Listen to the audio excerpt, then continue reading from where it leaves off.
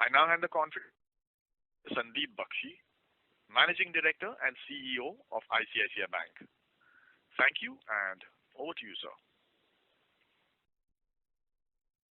Good evening to all of you, and welcome to the ICICI Bank earnings call to discuss the results for Q3 of financial year 2021. Joining us today on this call are Vishakha, Anup, Sandeep Batra, Rakesh, and Anindya. Thank you all for joining us today. We hope that you are safe and in good health. India has embarked on what we hope would be the last stage of its fight against the COVID-19 pandemic with the launch of the nationwide vaccination drive. We would like to extend our gratitude to the relentless efforts of the medical and research fraternity, healthcare staff, and all the essential service providers who have helped to put up a strong fight against COVID-19. I would also like to take a moment here to thank our employees for their service to customers in these challenging times. The bank's Economic Research Group's proprietary Ultra Frequency Index, which comprises several high-frequency indicators, high of 106.3 for the week ending January 17th. The index has remained above 100 for the last 4 weeks, indicating that economic activity has crossed pre-COVID levels. Several high-frequency indicators such as rural unemployment rates, rail freight revenues, power consumption, e-way bill generation, and electronic toll collections were above the pre-COVID levels consistently in the last 4 weeks. The month of December registered the highest ever monthly collections of GST, primarily on the back of festive season sales and rise in collections on imports. The record agricultural output across Kharif and Rabi seasons last year, steady rise in Rabi crop sowing in the current season, and increase in tractor sales point towards a strong rural economy. There has also been an uptick in property registrations in December compared to September. These trends are also reflected in the business and results of ICICI Bank as we continue to steadily grow our business within our well-defined framework. Number 1, growth in the core operating profit in a risk-calibrated manner through the focused pursuit of target market segments. The core operating profit increased by 14.8% year-on-year to 80.54 billion rupees in Q3 of 2021. The profit after tax increased by 19.2% to 49.40 billion rupees in Q3 of 2021 from 41.46 billion rupees in Q3 last year. Number 2, further enhancing our strong deposit franchise. Deposit growth continued to be strong with 22.1% year-on-year growth in total deposits at December 31, 2020. During the quarter, average current account deposits increased by 26.5% year-on-year and average savings account deposits by 15.9% year-on-year. The liquidity coverage ratio for the quarter was 146%, reflecting significant surplus liquidity. Our cost of deposits continues to be amongst the lowest in the system. Our 360-degree customer coverage, digital platforms, and efforts towards process decongestion have played an important role in the growth of our deposit franchise. Number 3, growing our loan portfolio in a granular manner with a focus on risk and reward.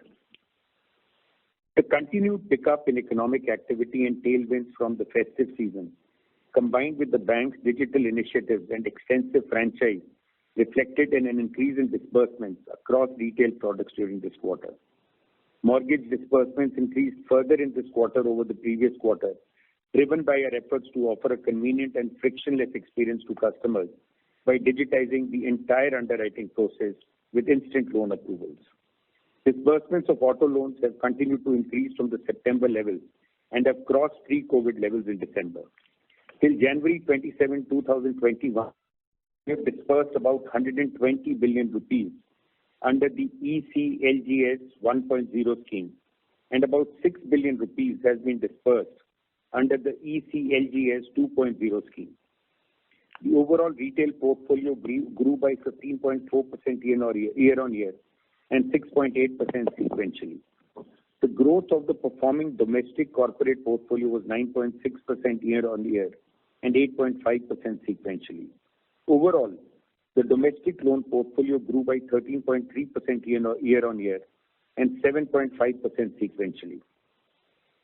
The overseas branches portfolio, and within that, the non-India linked corporate portfolio, declined both year-on-year and sequentially in line with the approach which we had here. Fourth, leveraging digital across our business. We have continued to reimagine existing digital journeys in order to decongest service delivery and enhance the customer experience.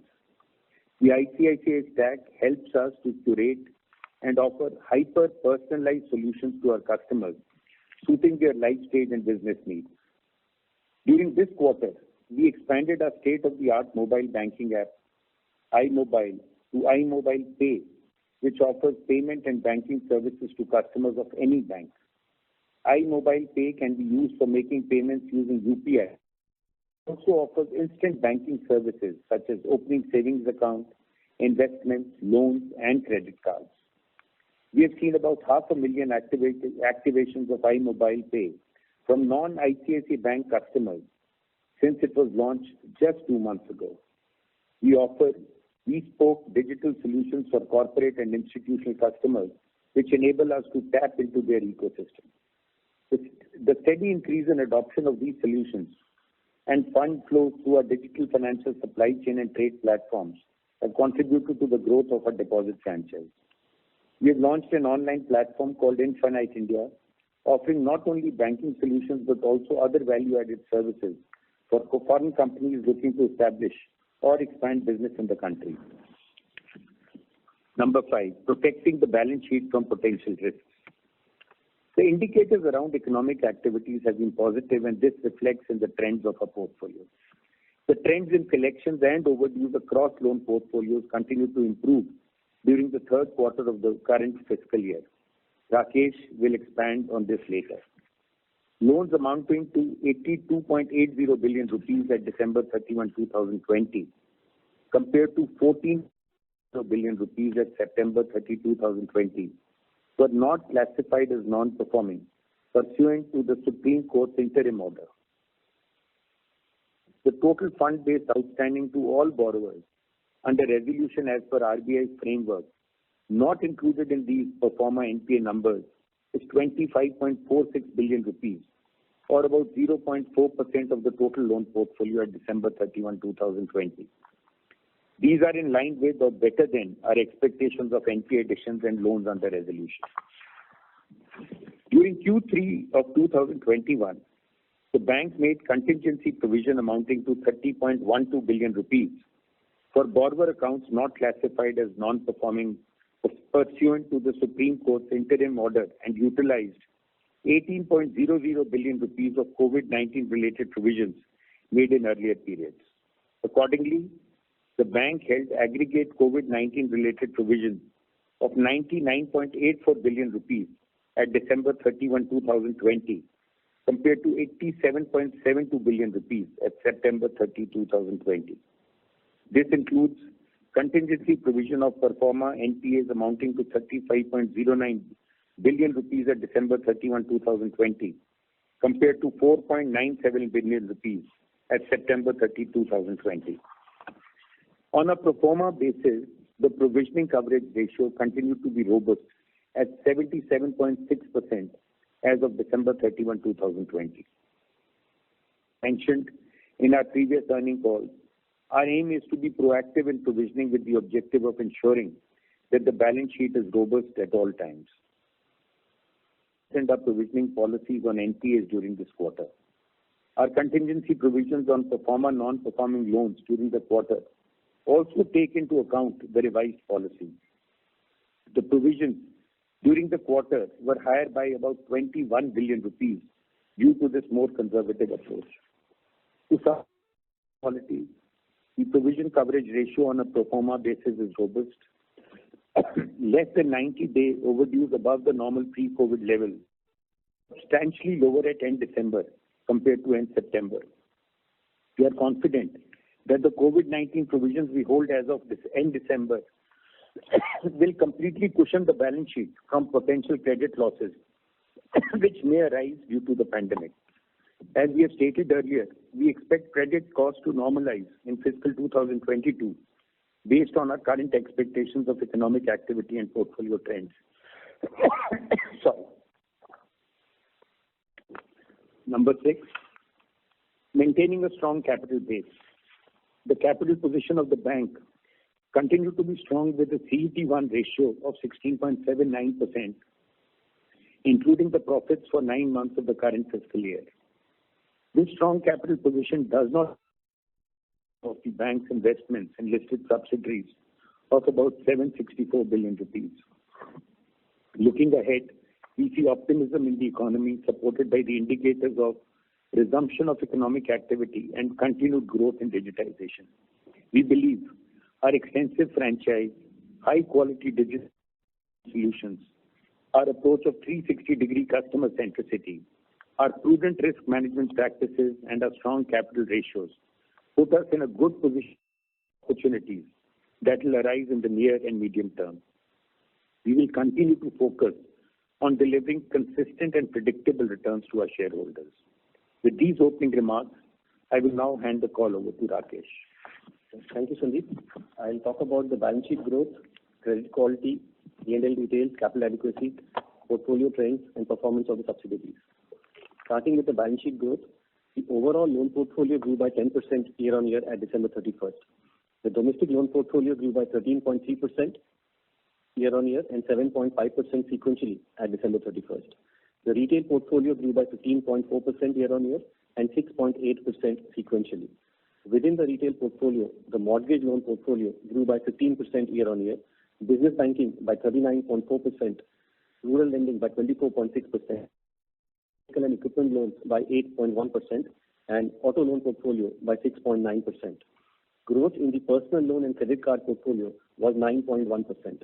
This portfolio was 636.56 billion rupees, or 9.1% of the overall loan book at December 31st. The disbursements in the retail portfolio have increased substantially in Q3 compared to Q2. Sandeep has already talked about the trends in the mortgages and auto loans portfolios. While the disbursements in the commercial vehicle and personal loan portfolios have increased in Q3 compared to Q2, they continue to remain below pre-COVID levels. Credit card spends have reached pre-COVID levels in December, led by increased spends in categories such as health and wellness, electronics, and e-commerce. These trends resulted in healthy sequential growth across portfolios. The SME business, comprising borrowers with a turnover of less than 2.5 billion rupees, grew by 24.6% year-on-year to 270.93 billion rupees at December 31st. The growth of the performing domestic corporate portfolio was 9.6% year-on-year and 8.5% sequentially, driven by disbursements to higher-rated corporates to meet their working capital and capital expenditure requirements. While various sectors and corporate clients contributed to this growth, some focus segments were highly rated PSUs and large established corporate groups. The overseas loan portfolio declined by 25.7% year-on-year in US dollar terms at December 31st. The overseas loan portfolio is now 6.2% of the overall loan book at December 31st. We had mentioned in our previous quarter earnings call that we would be progressively exiting our non-India linked exposure in a planned manner. The non-India linked corporate portfolio reduced by 48% year-on-year and 14% sequentially at December 31st. Coming to the funding side, we continue to focus on daily average CASA balances and retail term deposits. Average savings account deposits increased by 15.9% year-on-year, and average current account deposits increased 6.5% year-on-year during the quarter. Total term deposits grew by 26.1% year-on-year to 4.8 trillion rupees at December 31st. Coming to credit quality, loans aggregating 82.80 billion rupees compared to 14.1 billion rupees at September 30th were not classified as non-performing at December 31st pursuant to the Supreme Court's interim order. Of the 82.8 billion rupees at December 31st, 75.2 billion rupees was from the retail portfolio and 7.59 billion rupees was from the corporate and SME portfolio. The reported gross NPA additions during the quarter were 4.71 billion rupees. Recoveries and upgrades, excluding write-offs, were 17.76 billion rupees in the current quarter. There were recoveries and upgrades of 9.33 billion rupees from the retail portfolio and 8.43 billion rupees from the corporate and SME portfolio.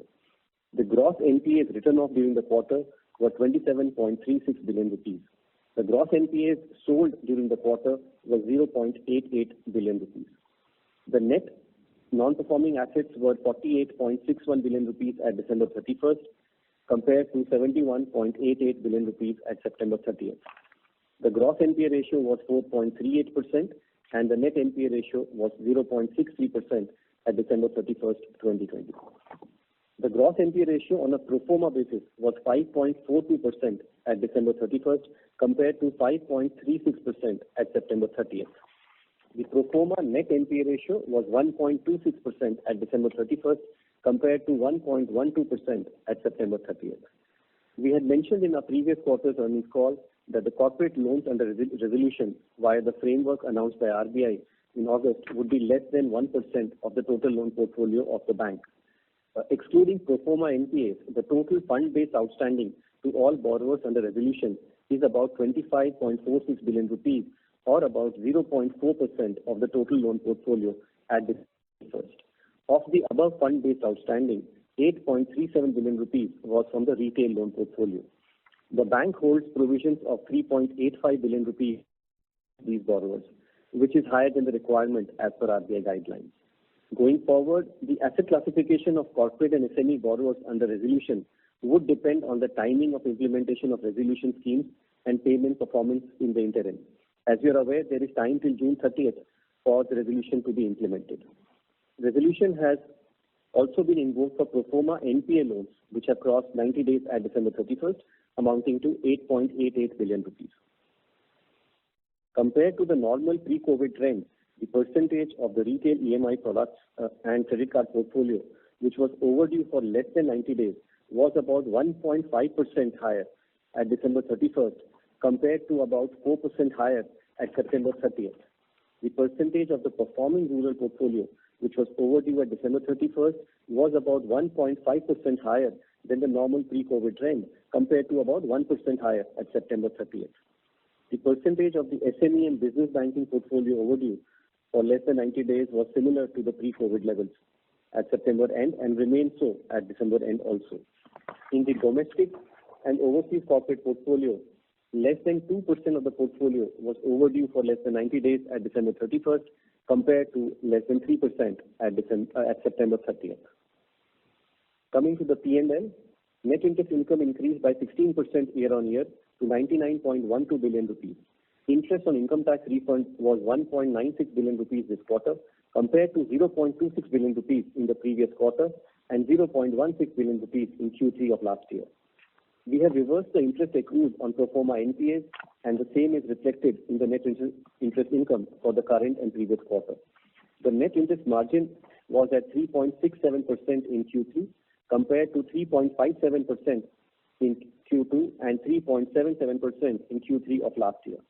The impact of interest on income tax refund and interest collection from NPA was about 11 basis points this quarter compared to about 3 basis points in Q2 and about 10 basis points in Q3 of last year. The domestic NIM was at 3.78% this quarter compared to 3.72% and 4.04% in Q3 last year. International margins were at 0.34%. The cost of deposits was 3.97% in Q3 compared to 4.22% in Q2. Non-interest income, excluding treasury income, declined by 3% year-on-year to 39.21 billion rupees in Q3. Fee income was 36.01 billion rupees in Q3 compared to a decline of 30.8% year-on-year in Q1 and 9.7% year-on-year in Q2. Fee income grew by 0.1% year-on-year in Q3. The sequential growth in fee income was 14.7%, reflecting the continued normalization in customer spending and borrowing activity. Dividend income from subsidiaries was 3.56 billion rupees in Q3 of 2021 compared to 3.67 billion rupees in Q3 last year.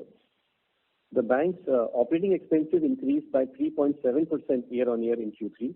The operating expenses increased by 12.6% sequentially. Expenses increased marginally by 0.4% year-on-year. The bank had 92,103 employees at December 31st. We increased during Q4. Non-employee expenses increased by 5.5% year-on-year in Q3 due to increase in retail business-related costs and technology-related expenses, partly offset by decrease in advertisement and sales promotion expenses. We would expect business-related expenses to increase in future quarters as business volumes increase levels. We continue to make investments in technology and to grow our franchise. As a result of the above, the core operating profit increased 8% year-on-year to 80.54 billion rupees in Q3. The core operating profit grew by 15.9% during the 9 months ended. The treasury income was 7.66 billion rupees this quarter compared to 5.42 billion rupees in Q2. The treasury income this quarter includes 3.29 billion rupees from the sale of 2.2% stake in ICICI Securities compared to 3.05 billion rupees in Q2. These stake sales were undertaken to meet the minimum public shareholding requirement by March 2021 as required by applicable regulation. During Q3, the bank made contingency provision amounting to 2 billion rupees for pro forma NPAs. We utilized 18 billion rupees of COVID-related provisions made in the earlier periods. Accordingly, the bank held aggregate COVID-19 related provision of 99.84 billion rupees at December 31st compared to 87.72 billion rupees at September 30th. This includes contingency provision for pro forma NPAs amounting to 35.09 billion rupees at December 31st compared to 4.97 billion rupees. On a pro forma basis, the provision coverage ratio continued to be robust at 77.6% at December 31st. At December 31st, the total outstanding COVID-19 related provisions for non-fund based outstanding to NPAs, general provisions on standard assets and other standard asset provisions, 164.01 billion rupees or 2.3% of loans. This includes contingency provisions of 35.09 billion rupees on I talked about earlier. As Sandeep mentioned, we are confident that these provisions will completely cushion the balance sheet from the potential credit losses which may arise due. The profit before tax increased by 11.2% to 60.78 billion rupees in Q3 compared to 54.65 billion rupees. The tax expense was 11.38 billion rupees this quarter compared to 13.19 billion rupees in the corresponding quarter last. The tax expense declined due to lower effective tax rate in Q3, mainly because of higher gains from sale of stakes in subsidiaries in fiscal 2021, which are subject to lower tax. The tax grew by 19.2% to 49.40 billion rupees in Q3 this year compared to 41.46 billion rupees in Q3. The consolidated profit after tax was 54.98 billion rupees this quarter compared to 48.82 billion rupees in Q2 and 46.7 billion rupees. The consolidated ROE was 14.6% this quarter. The CET1 ratio, including profits for 9 months of 2021, was 16.79% at December 31st, compared to 16.54% at September 30th. Including profits for 9 months, the Tier 1 ratio was 18.12% and the total capital adequacy was 19.51% at December 31st. Coming to some details on the portfolio, we are focused on growing our loan portfolio in a granular manner with a focus on risk and reward. Our retail portfolio is built based on proprietary data and analytics in addition to bureau checks and well priced in relation to the risk. Our strong deposit franchise enables us to offer competitive pricing to the selected customer segments. We have given further information on our portfolio in slides 31 to 34 of our presentation. The loans and non-fund based outstanding to corporate and SME borrowers rated BB and below, excluding pro forma NPAs, was 180.61 billion rupees at December 31st compared to 161.67 billion rupees at September 30th, details of which are given on slide 35 of the presentation. Other than 4 accounts, 2 in construction sector and 1 each in the telecom and power sector, The maximum single borrower outstanding in the BB and below portfolio was about 6 billion rupees at December 31st. On slide 36 of the presentation, we have provided the movement in our BB and below portfolio during Q3. The rating downgrades from investment grade categories were 22.39 billion rupees. Rates were largely from the construction sector. There was a net decrease in outstanding of 1.45 billion rupees. There was a reduction of 1.5 billion rupees due to increase the pro forma NPAs and devolvement of 0.77 billion rupees of non-fund based outstanding to NPAs. And there were upgrades of 0.27 billion NPA to below investment grade categories.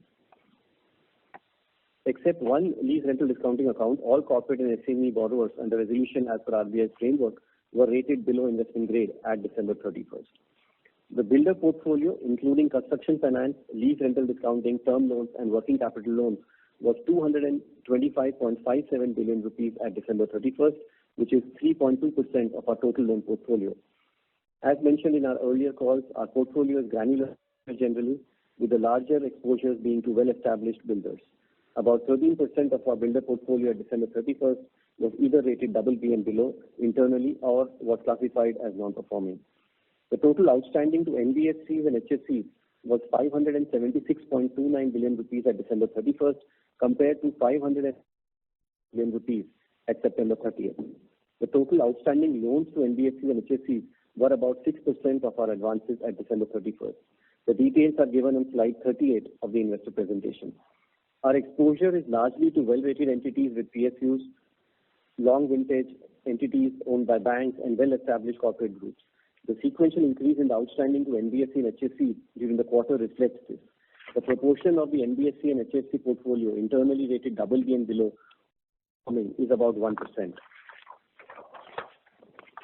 Coming to our overseas portfolio, excluding exposures to financial institutions and retail lending against deposits, the total corporate fund and non-fund outstanding of overseas branches, net of cash or bank or insurance-backed lending, was 5.2 billion rupees at December 31st to $5.47 billion at September 30th and $8.62 billion at December 31st last year. 69% of the outstanding at December 31st was to Indian corporates and their subsidiaries and joint ventures. 16% of the outstanding was to non-India companies with Indian or India-linked operations and activities. The portfolio in this segment is well rated, and the Indian operations of these companies are target customers for the bank's deposit and transaction banking franchise, and we will continue to pursue risk-calibrated opportunities in this segment. 6% of the outstanding was to companies owned by NRIs or PIOs. 9% of the outstanding was to other non-India companies, which is less than 1% of the total portfolio of the bank. Coming to subsidiaries, the details of the financial performance of subsidiaries is covered in slides 43, 44 and 63 to 68 in this presentation.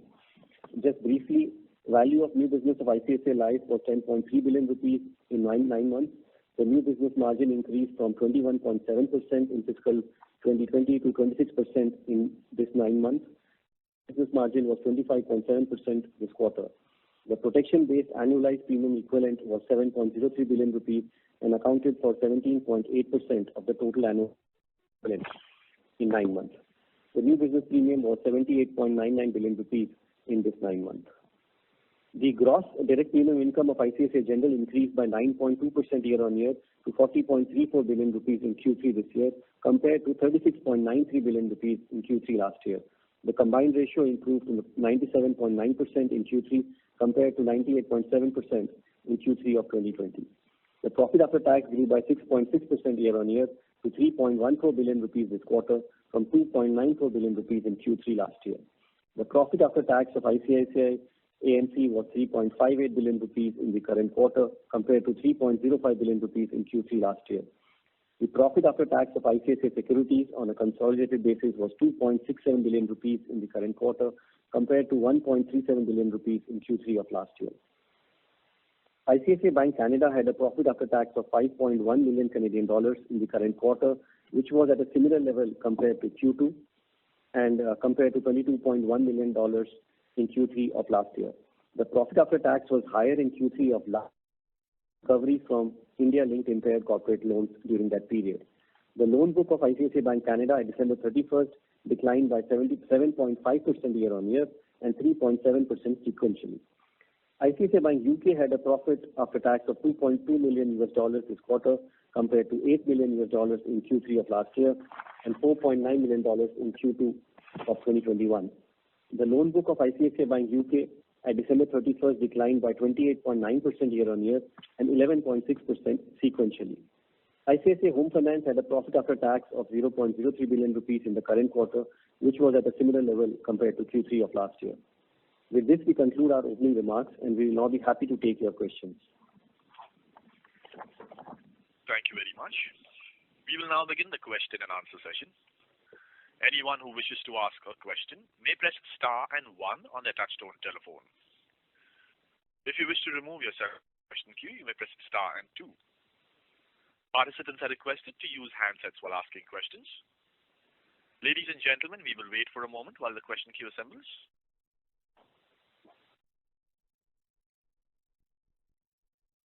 The first question is from the line of Mahrukh Adajania from Elara Capital. Hi, congratulations. My first question is, could you give the breakdown of pro forma slippages? So, Mahrukh, we talked about the fact that the actual slippage was 4.71 billion rupees, and the pro forma as of December 31st was 82.8 billion rupees, which was an increase of 68 billion rupees, compared to September position. So the 68 billion rupees and 4.7, about 73 billion rupees is the increase that we have seen during the quarter. A large part of this has been from the retail portfolio.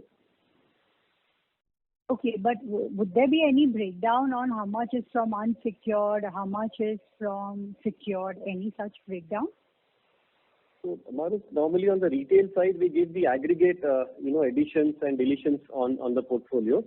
To give a sense, I think we have seen, across portfolios, the slippages, if you are comparing it to an earlier period, of course, it is higher across products.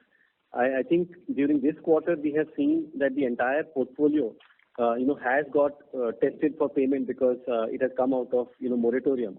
So the increase that we have seen on the NPA or the pro forma NPA is largely in line with what we were expecting across portfolios or slightly better in some of the, portfolios. So that is the, color that we can give on this. Going forward, we would expect, to see, some bit lower addition. I'm taking pro forma as the comparator number. The moratorium period has got over and the full impact has been seen in the December quarter.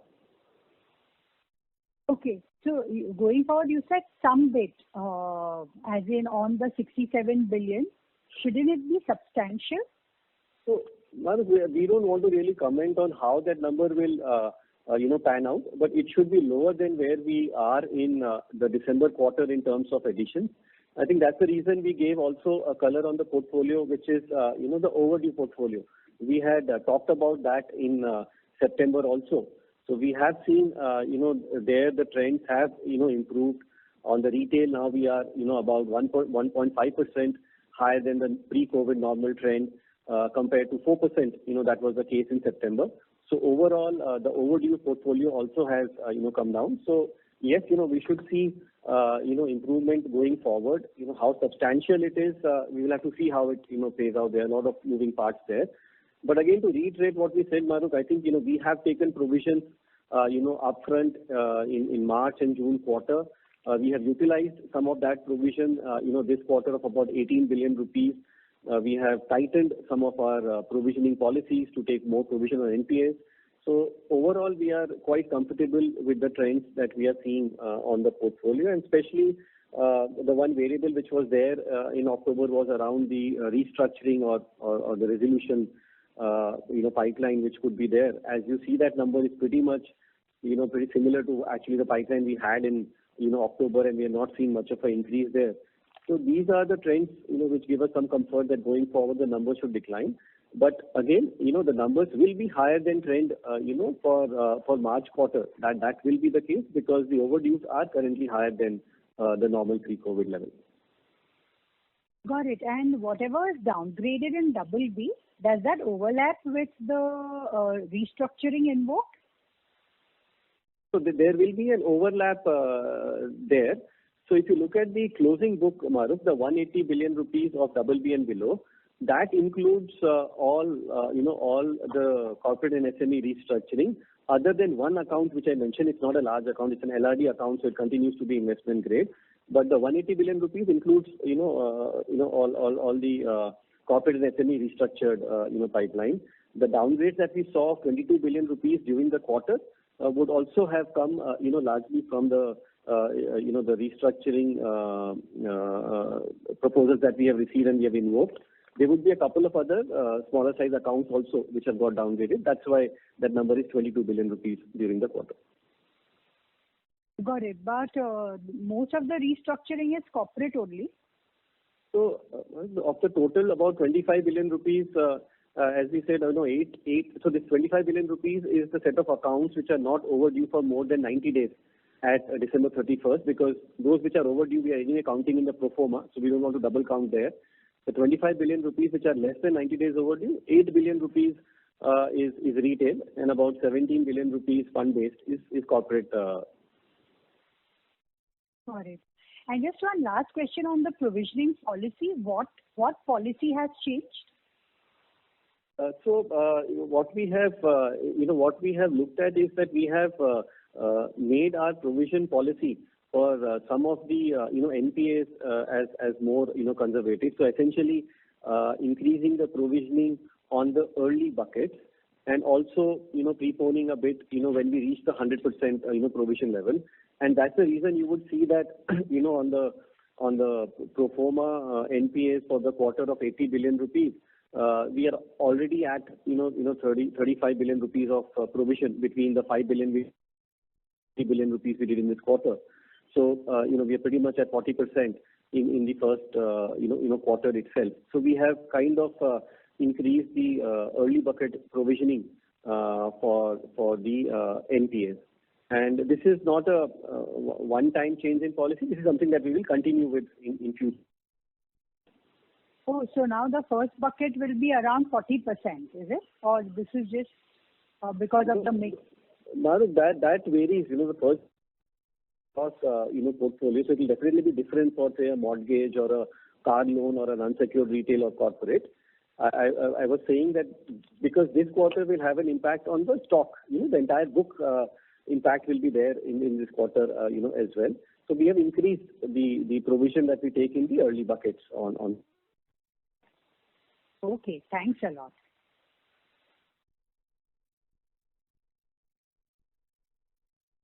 Thank you. This is from the line of Jay Mundra from B&K Securities. Please go ahead. Yeah, hi sir. Thanks for the opportunity and thanks for the detailed disclosure. Sir, if I were to look at this pro forma GNPA number of 8,200 crore, this is just the net number, right? I mean, the gross minus gross. So the slippages for the quarter, it should be, 8,200 crores plus 1,800 crores of recovery plus 2,700 crores of write-off. Is that the right way to look at it? I mean, only the gross slippages perspective. No. That's not right. So if we have, the table that we have on slide 26, if you have it in front of you, we have given the movement in NPA, based on the reported NPA as per the current guidelines of RBI, and not classifying accounts which are more than 90 days, overdue. So the the total gross addition is 4.71 billion rupees. Correct. And that is a gross addition. That has nothing to do with recoveries and write-offs. So in addition to that 4.71 billion rupees, we also had 82.80 billion rupees of loans which were overdue for more than 90 days at December 31st, and we could not classify them as NPA because of the Supreme Court, ruling. That 82.80 billion number, the corresponding number in September was 14 billion rupees. So there was a 68 billion rupee increase in the 90-day overdue, which we were not able to classify during the quarter. So the 68 plus the 4.7, that's 73 billion rupees. would be a reflection of, the gross additions that you are looking at. And, then you would have had the, recoveries of 17.76 and write-offs and all of that. So that is how one has to look at it. And this 82.80 billion rupees, again, just to clarify, this is loans which are at a borrower level, outstanding for more than 90 days. So if a borrower has, 2 or 3 accounts, even if one account is more than 90 days, all the accounts are categorized as pro forma NPA in this number. Right. Great. Right. So understood, sir. So actually this is QOQ 404 billion plus, let us say 62 billion minus recovery, that comes to 431 billion. So I think that is clear that way. Yeah. And second question is, sir, on BB and below book. Now we have been carrying this book for so many quarters, and I think even in the last 6 months, this has further credit tested, and probably only a small portion have asked for restructuring. So how should one look at the riskiness going forward, or would it be too early to sort of comment there? No, I think like we have said earlier, it is it is below investment grade for us. So by definition, this is relatively higher risk, and ideally we would want it to be zero, but in banking business that can never be zero. So I think the level at which it is right now, it's not a it's not a number that we over worry about. If you look at the 180 billion rupees, out of that, anyways, 44 billion rupees is non-fund outstanding to NPAs. So it's not really BB and below. It's non-fund outstanding to NPAs, on which we already hold provisions. We hold about 14 billion rupees of provision. We disclose that on a quarter-on-quarter basis. So if you remove that, the rest of it is 135 billion rupees. A lot of it is granular. 40 billion rupees is individual size, less than 1 billion rupees. So it is a part of the overall portfolio that you will always have some amount of BB and below. And the reason we call out the larger exposure, so we have 4 accounts, which are larger than 6 billion rupees, within this BB and below. Out of which, one is a account in construction sector, which has sought restructuring. So that has got included this quarter in the BB and below. There is one non-fund based outstanding for a construction company which is already classified as NPA. And then there is one each in telecom and power, where we have been, getting the payments. The telecom one is non-fund. The power, one is where we have been getting payments. Some delays are there, but it's a large promoter there as well. So overall, of course, it's a risky book. So I don't want to say we are comfortable, but that is the color of the book which we can give.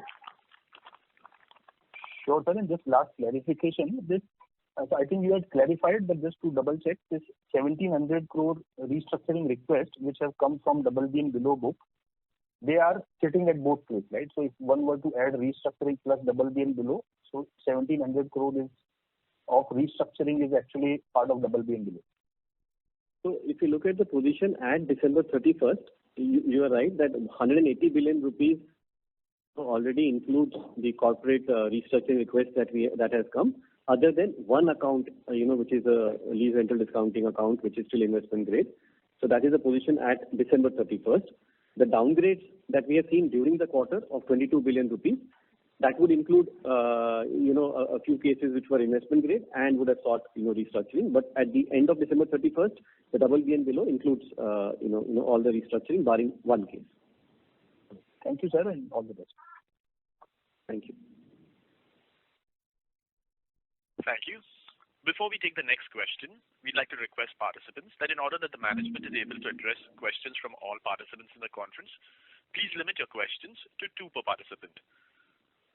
Should you have a follow-up question, we request you to rejoin the queue. We take the next question from the line of Nitin Aggarwal from Motilal Oswal. Please go ahead. Yeah, hi. Thanks for the opportunity. My question is again on the BB and below book. Now, we have not seen as much of slippages or restructuring requests as to how much one can really expect this book to throw up, because despite all the focus, this book remains still around, say, 18,000 odd crores. It has been pretty sticky and increasing very marginally. So are we being too conservative here in terms of our classification? Because our peers have actually reported a decline in the absolute size of the book. So I think we have we believe a pretty standard process which our risk team runs for the rating of the portfolio. Of course, the risk team is completely independent of business. The business team may have a different view on some of these accounts, but it's a very consistent process. So I don't think we have become overly conservative on these ratings. I think like I gave you an example of the larger accounts. There are some challenges or the other in each of these accounts, and it's a regular review that we do. So even as we December 31st now, there would have been some accounts which would have got upgraded during this period, maybe downgraded. So it's it is a continuous process which is there, and at the end of a certain amount of book which will be there in the double B and below bucket. I think largely it is not lumpy other than the accounts, so it is not something which we overly worry about. Okay. And two clarifications. One is on the margin, like we have reported a 10 basis point sequential improvement, but both our domestic and overseas margins have expanded by 6 and 8 basis points. So what am I missing here? Like what is driving this blended 10 basis point improvement? And secondly, our tax rate for the year so far is around 19%. It's moving between 18 and 19% every quarter. So where do we expect this for the year and for FY22? So on the tax rate, this year, as I said, I think we have got the benefit of the lower tax which is applicable on the capital gains, and we had a good amount of gain in the 9 month period, especially in Q1, from the sale of shares in the subsidiaries. So the tax rate, this year, and the tax, as what we provide every quarter is based, or the 9 month period is based on the full year estimated tax rate. So the tax rate for this 9 month period is what you can extrapolate as our estimate for the tax rate for the full year. Going forward next year, I think we will be at marginal tax rate which is there. We get some amount of benefit, maybe 1%, 1.5%, which will come because of dividend income and all of that. So that's how the tax rate will go up, next year.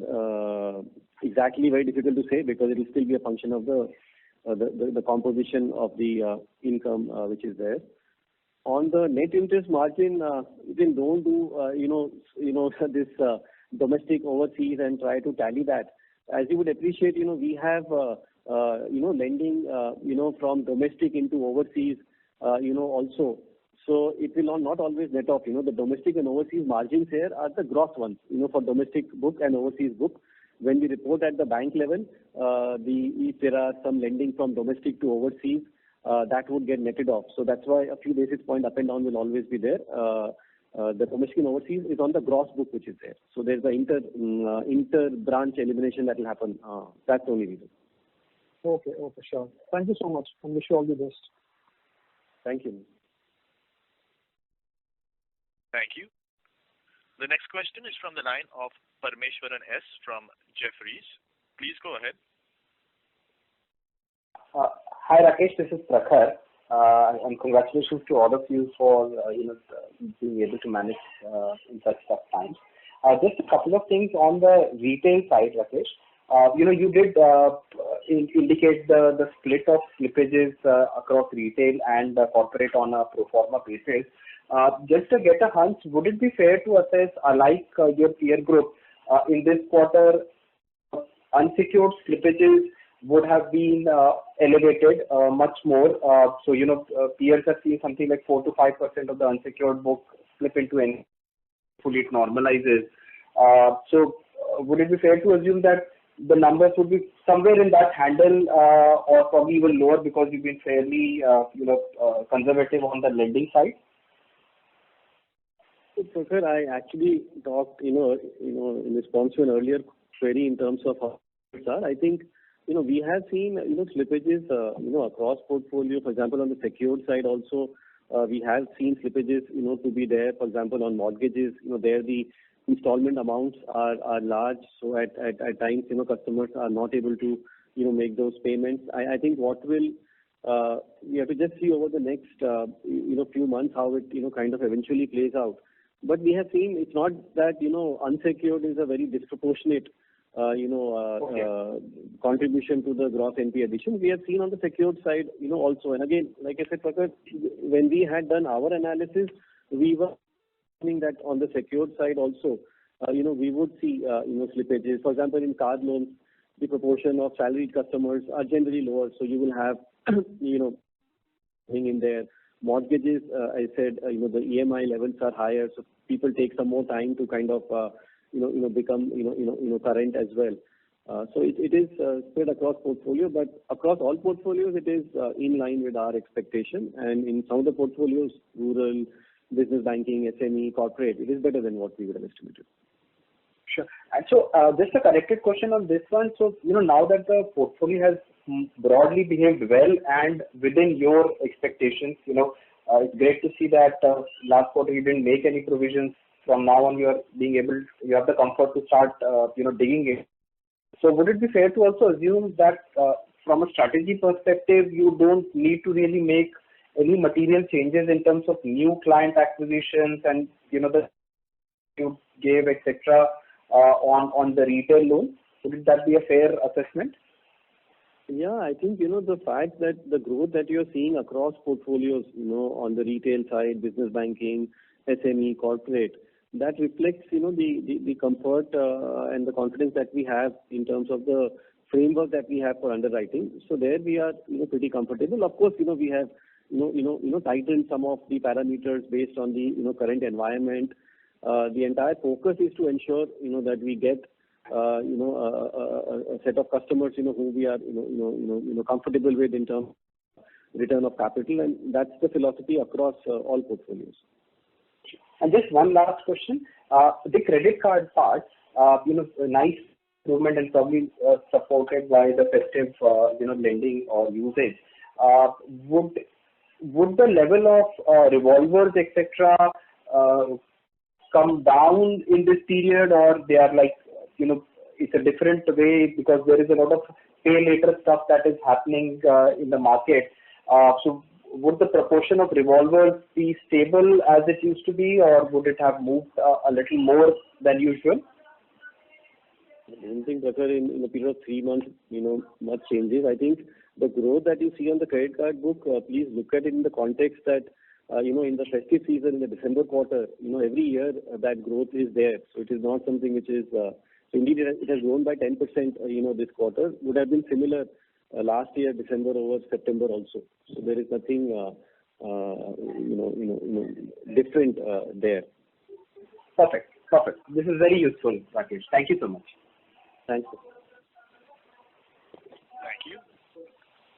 The next question is from the line of Amit Premchandani from UTI Mutual Fund. Please go ahead. Good evening. Thanks for the opportunity. In the restructuring number that you have given, is this all in restructuring or whatever you have actually accepted? The invoked and accepted will be same, Amit. So it is these are loans which are invoked. So these will get restructured. These will get restructured. Are there any proposals still left? No. So December 31st was the the last day for actually invoking. So on the retail and corporate piece anyway, there will not be any increase which will be there. I think on the MSME piece, there's time till March 31st. We have not seen much restructuring there. So it will not change materially from here for sure. And any DCCO extension for the real estate projects which are not part of this restructuring number that you have given? So DCCO extensions have been normal and specific in this quarter. Post-COVID also. In fact, I must add that post-RERA, I think things have become just more organized. So two things have happened. One is it has become more organized. Certainly it is moving towards stronger builders.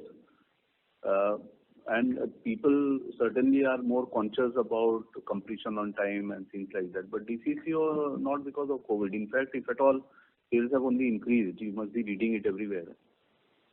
So DCCO, whatever was there, was there. But sir, still, if you can answer the question, 22,000 crore of builder portfolio, what was the DCCO last 9 months? I don't have that number offhand. What I can say is that, it's not something it is not which is abnormal or which will have an portfolio. I think we are comfortable with the portfolio. We talked about some of those details in terms of the granular nature of the portfolio, and wherever we have slightly larger exposure, those are to well-established builders. Overall, we are comfortable with that portfolio. Because Okay, sir. Thank you. Because of COVID, I don't think we have done any material DCCO extension because of COVID. Sure. Thank you, sir. Thank you. The next question is from the line of Saurabh from JP Morgan. Please go ahead. Sir, a question on the corporate and the SME growth. You've grown 8% quarter-on-quarter and 16% quarter-on-quarter in SME. Could you just comment on the quality of, the book you are originating in the corporate book, and how do you see the ROA profile of these loans? So that's one. The second is essentially on the international book. Where do you think this net interest margins can go to, or should we just assume it to be flattish at around these levels? Thank you. On the corporate portfolio, the growth that we are seeing, I gave some color of that. This is, largely the new business that we have done during the quarter is, predominantly A- and above, internal rating clients. It is a mix of, short-term, long-term lending that we have done during the quarter. About half of it would have been, short-term in nature, meaning, less than 1 year maturity. Balance would have been longer-term loans.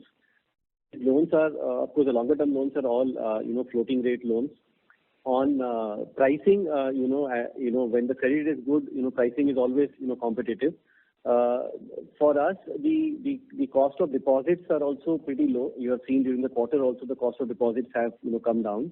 So we look at, this lending is not looked at as a standalone, lending in almost all the cases. It is looked at from a client profitability, point of view. So what, we track for each of the clients is client level return on equity.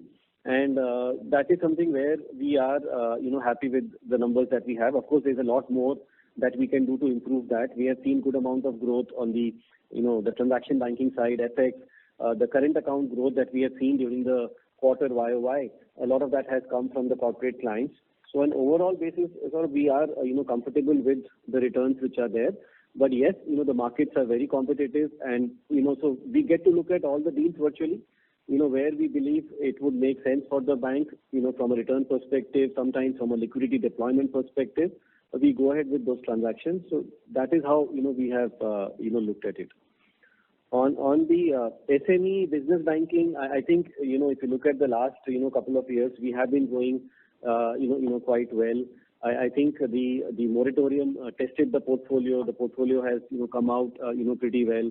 These are portfolios where our market shares are generally lower than what we have on an average on the portfolio. So there's a lot more that we can do. There is a lot of, synergy outcome that we have seen as we do more and more of this business, through our branches.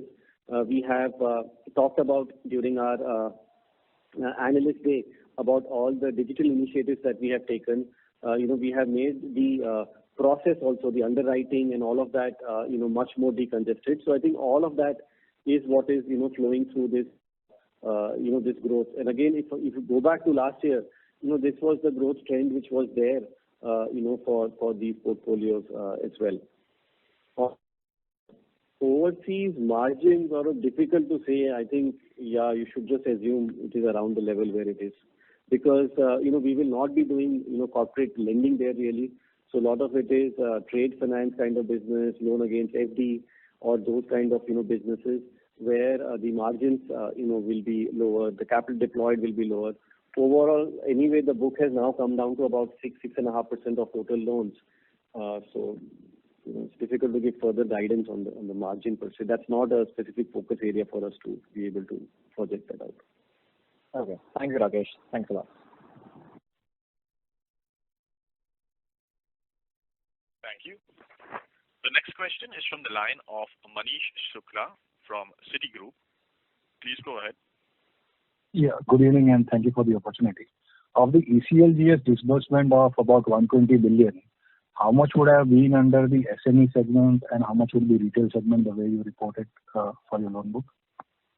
So if you look at SME business banking, I think both put together would have been about maybe 1/3 of that, and the balance would have been across, the rest of the retail portfolio.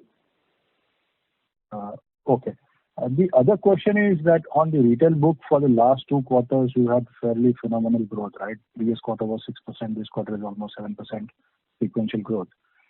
Just to want to understand what's driving this in your view, and can this kind of pace of growth sustain because you are among the largest retail balance sheets in the country? So, not very focused on, a particular number of growth, per se. I think the opportunity is there. We have seen, at least in the last few months, the economy has been recovering. There has been demand. So if the demand, sustains and, from our point of view, the pricing is appropriate, the customer profitability is appropriate, we believe we are very well positioned to grow. So in terms of, we have enabled, we have talked about all that we have done on the processes of underwriting, on the digital enablement, especially in the mortgages that we have done. So from a growth point of view, we would be, happy to grow, as long as it meets our, return criteria. On the risk part of it, we are very clear in terms of, what we want to underwrite, what we don't want to underwrite. And as more and more we have started looking at customers, on a 360-degree basis. So as we drive, some of this business through our, ecosystems, like for example, we have seen a very good amount of growth coming in from the corporate ecosystem, the corporate salary accounts that we have. We have had a lot more focus on the liabilities. We also are doing a lot more on lending there, currently.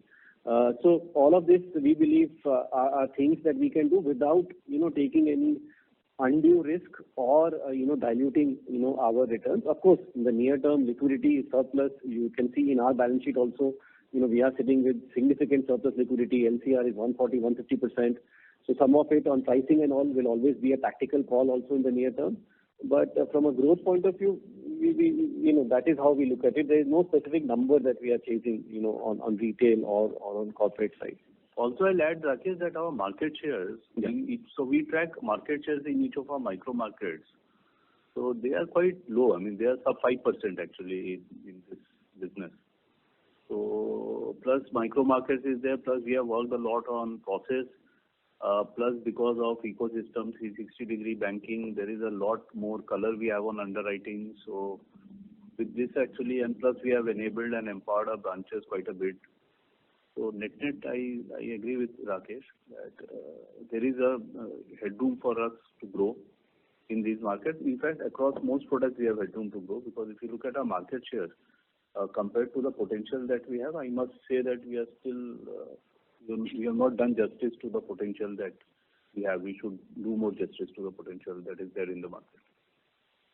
Sure. Just one clarification. When you say that FY22 you expect to be a normalized year on credit cost, do you think it will be closer to your medium-term target of provisions to PPOP, which you articulated in the past? Yeah. So, about 25% of core operating profit, is what we would be, looking at as a number. And that would translate to, I guess, 1.2 to 1.3% of average loans. Perfect. That is clear. Thank you, Rakesh. Thank you. Thank you. The next question is from the line of Mahesh from Kotak Securities. Please go ahead. Rakesh, just two clarification the presentation. Slide 28, which you have given, what is available to you, which is outside the pro forma numbers, is 64.75 and 13.97. Is that correct? So the 35.09 is the provision that we hold against the pro forma NPAs. That 82.80 Mahesh that we talked about, against that we cannot take at 35.09 is that. 64.75 is the balance COVID, which is not, which is against, I guess, all the entire other portfolio. So during the quarter, the movement has been that we have taken 30 billion rupee provision on the pro forma NPAs. So 5 billion rupee, 4.97 has become 35.09. And we utilized 18 billion rupees from the COVID other provisions. So 82.75 has come down by 18 billion. Is that clear, Mahesh? Okay. Yeah, sure. It's correct. Yeah. And if I remember, last quarter you had indicated that the ECLGS was at 160 billion. This quarter you kind of indicated 120. This is the disbursements which are there. So the sanctions is still at 160 or Sanction amount. Yeah, that is the actual disbursed, amount. okay? So the sanctions still remains at 160, or has that gone up this quarter? Don't have the number right away, but it will be. I don't have the number right away. No. Okay, sure. No issues. So just one clarification on slide 60. Is it fair to assume, just give me a minute of explain question. Your September you have a gross retail NPA of 92.63, and in December it is 68.88. So the difference between the two essentially represents upgradation write-offs. Yeah, and if I hold that condition, one only, so rest of it will be the upgrades and the write-off. Correct. Yeah. So now if I move from 92.63 to 144.09, and I just do the back calculation again based on the initial numbers which I said, it shows that the retail book should have been about 75 billion, almost indicating that there was no slippages from the corporate side. I'm saying there will be a few aberrations to these numbers. Correct? But we have given you the movement, no, Mahesh, that will just tell you the numbers actually. So if you look at it, we have given the 4.71 billion rupee ka breakup into retail and corporate, and we have also given the 82.80 billion rupee ka how much is corporate and if you look at the 4.71, 3.94 is retail, that 82.80 billion, 75 is retail. So indeed, most of the slippage during the quarter, as expected, has come from the retail side. Right. Perfect. Yeah, that makes sense. And last question to Anup, on the housing portfolio specifically, this massive shift that you're seeing today, is it because of one refinancing which is happening? Is it new loans, balance transfer? If you could just broadly comment on it, that would be it. And also, if the portfolio yield correction has completely taken place in your books. That's it. Thanks. So first, let me take the portfolio yield correction. I think broadly yield correction has happened because everybody has put out so much of ads that even if you were putting shades and glares, you will see it. So I don't think there is anybody who has not seen that the rates have come down. So number one, I think everybody has done. So that is number one. Number two, certainly there is some element of balance transfer because everybody is matching the rates. So if you are giving it to new, why will you not hold on to your portfolio by correcting it? So, that is the second thing, that by and large, people hold on to their portfolio. Certainly, there is a demand in the market, number one. Number two, we are also seeing a shift in shares because of our process and better distribution and better analytics of our own customers who have taken loan from others, etc. And plus, engagement levels are much better. So I would say that partly demand, little bit of balance transfer, certainly not a majority or anything like that. And I would say that large part also because of our distribution process. I'm seeing that the gap is decreasing. Otherwise, it would have been a parallel stuff with everybody else. The shares are increasing. Thanks. Sure. Thanks. Thank you. The next question is from the line of Adarsh Parasampuria from CLSA. Please go ahead. Yeah. Rakesh, question on margins. Is that it's held up well and this has the NI reversal as well. So can you talk about outlook on margins given that you are indicating that the back book repricing is almost through? Where are we in the cycle? So, if you look at during the quarter, we have seen the yield on advances have indeed come down by about 44 basis point. It's there on slide 49. Yeah. But the overall interest earning assets has not come down as much because the yield on investments has not come down as much. Plus, the growth has happened on the advances. The rest of the portfolio, as the liquidity is getting deployed, has not. So going forward, I think. We should hopefully see improvement in margin, but again there are so many. One of course is the interest reversal itself. In March quarter we will still see NPL additions to clearly be higher than any kind of a normal level. So there will be some amount of that which will be there. But I think more and more the liquidity, will also start declining for us. The LCR numbers that you see, should, come down in the March quarter. That should help, the margin. I talked about on the lending side, the market is extremely competitive, so there the pricing pressure is definitely there on the new loans, that we are giving. So in short, others, we are not giving any guidance there, but I think the objective is to improve our margin, and we hopefully should be able to do that. And Rakesh, did you quantify the interest reversal impact on NII? You have taken the NII line, right? So how much was that absolute number? We have not. We don't disclose that separately. That's there in every quarter. Whenever NP addition happens, that reversal is always there. So. Rakesh, just the only point I wanted to understand is this quarter would be a little different, that some accounts are under moratorium for 6 months and then they have become NPA. So the reversal is, the easier question to ask is the reversal impact, it should have been materially higher than past quarters, because the reversal could be for 8 months, 9 months here. Yeah, that is possible. I think, one thing which is there, others right now, is that across all banks, right now things are a bit difficult to, compare because, the pro forma basis which is happening and moratorium and all of that. So I think, in terms of the interest treatment itself, during the period of moratorium, I think in some cases you have, accrued that as income. Some cases you have, put that as a deferred interest term loan itself. So the reversal, when it happens only for a 90-day period. So I would say that it's not something which will, result in a very sharp increase going forward. Of course, there will be a positive, going forward, because this quarter was, slightly higher than normal. Got it. And Rakesh, the last question from my side would be on how you all see the ECLGS portfolio, right? It's a 12,000 crore sanction, and let's say 60,000-70,000 crore of ECLGS book. This portfolio, I think, it's fair to say that we don't really know the right debt servicing, what's happening there.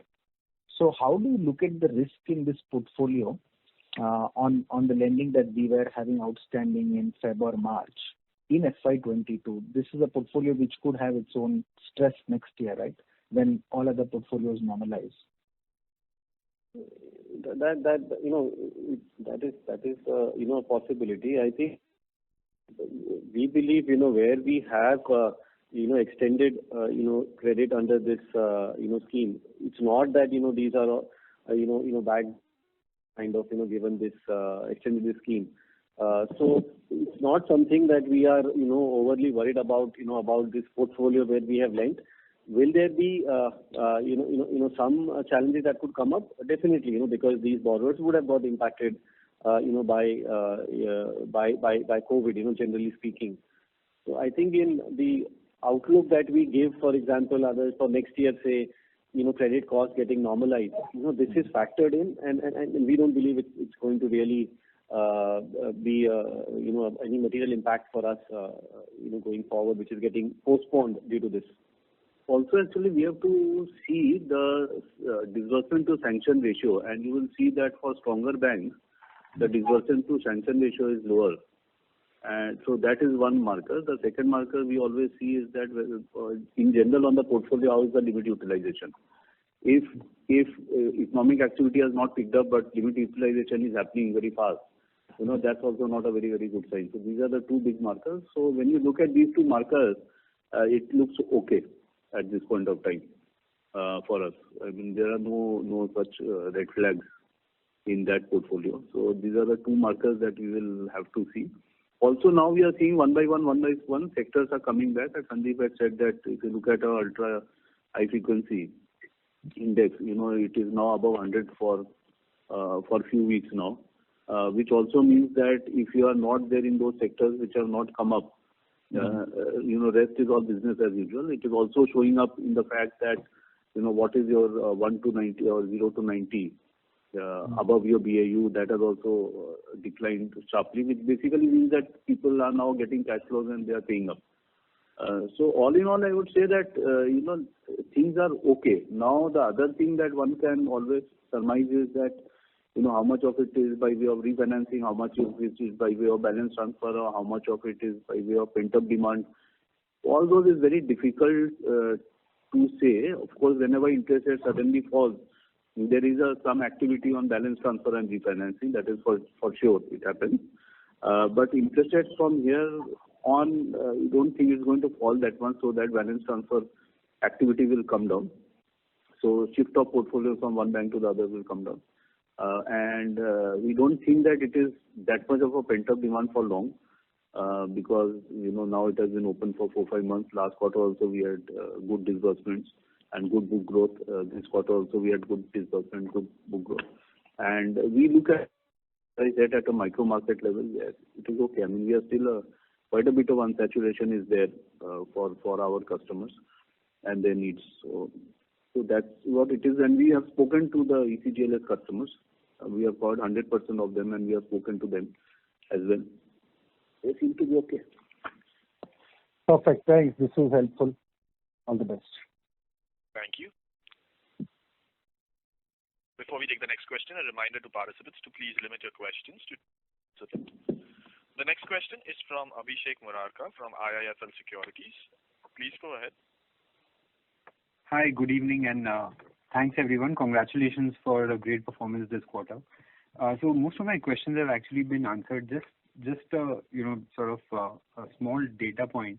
So this debit card, trend that you show on slide 21, there's quite a bit of a drop in the number of cards in the last quarter. Is there anything particular in terms of trend that you see there, or anything to read into it? How do we understand this drop? Because it follows a number of quarters of increase.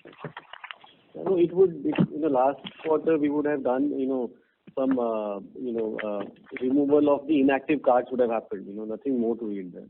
But in general, Abhishek, just to give you some sense on the payment landscape that's happening, very, very clearly UPI is coming up. Debit card over a period, so it will first cannibalize debit card. Credit separate animal, because you get credit-free period. So credit card is a slightly different animal.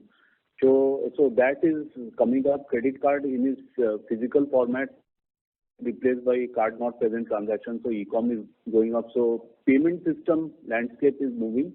And the good thing for us, banks like us, is that while everybody talks about other PSPs, but the fact is that all those transactions also go through the bank at the back end. So if someone says that we have got 100 million transactions happening through us, we should also by corollary understand that 100 million is also going to the banks. So it is now up to us to input that data also in our underwriting and in profiling, and making sure that we are able to utilize it better. I would also go on to the extent to say that many of them may not have fully utilized use cases. Banking system has use cases because you can lend to them, you can cross-sell to them with that data. So I would say that the data quality and the throughput of the data is certainly helping in understanding the client in a much deeper way. That also certainly is one of the drivers of our higher disbursement. It also helps us in pre-underwriting cases, and that is increasing. And so net with data analytics, it does have an impact on the way you underwrite and the speed by which you can underwrite and take through the transaction and reduce in a way cost of acquisition because you get data. So net, I think we are in a decent position and position well. It helps in liabilities, it helps in assets, it helps in cross-sell. So data, whoever utilizes, will have a better chance. Sure. And Anup, just a quick follow-up on the growth question. I know you said that most of the pent-up demand is now, already in. So how do we look at this 7% QOQ? What part of this would be a normalized kind of growth number? No, it's very, very difficult. Actually, this pent-up also we don't know. Who knows, when demand falls off. I will only say, Abhishek, that our market share is low, so, we have headroom to grow.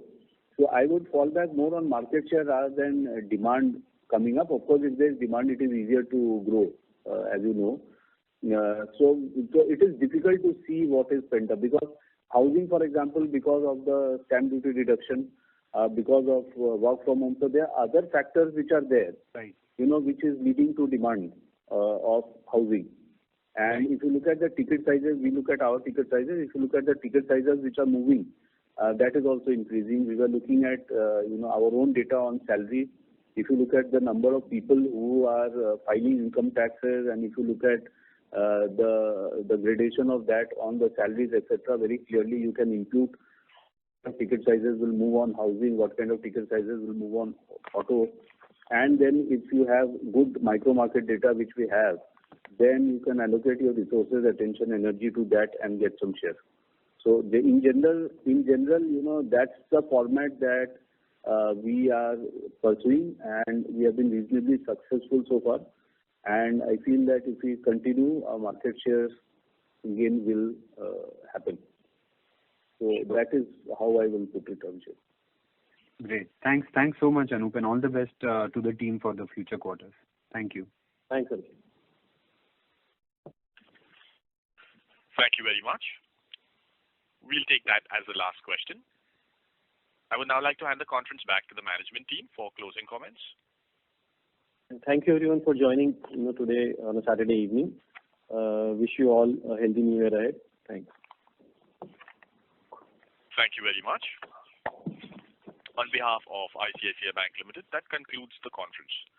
Thank you for joining us, ladies and gentlemen. You may now disconnect your lines.